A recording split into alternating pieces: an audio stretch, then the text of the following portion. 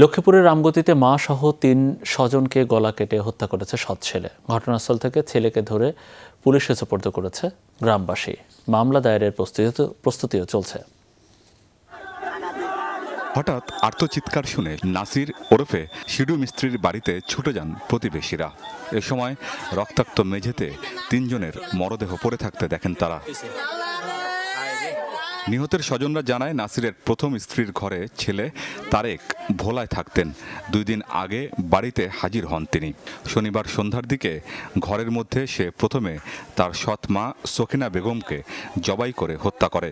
ছোট ভাই মাহিন এবং ভাগ্নি ফারিয়া তা দেখে ফেলায়, তাদেরও হত্যা করা হয়।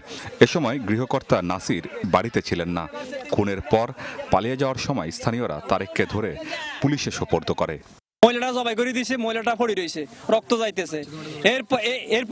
এরপরে ওই আমি পিছনে বললাম যে মানে আট লোক বলতেছে পিছনে বাচ্চা 2টা আছে। পর আমি পিছনে যাই দেখলাম যে একটা ছেলে একটা মেয়ে হাত বাঁধা পা বাঁধা দোনোটা জবাই করে দিয়েছে।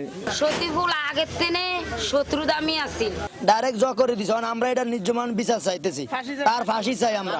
পারিবারিক কলহের জেরে এই হত্যা বলে প্রাথমিকভাবে ধারণা পুলিশের। পারিবারিক একটা বিরোধকে কেন্দ্র করে সেই ঘটনা ঘটিয়েছে। আসামি আমাদের হেফাজতে আছে, আমরা তাকে জিজ্ঞাসাবাদ করি এর সাথে আর কে কিভাবে জড়িত আছে বা কিভাবে ঘটনা করলো বা কেন করলো বিস্তারিত আমরা জানতে পারবো।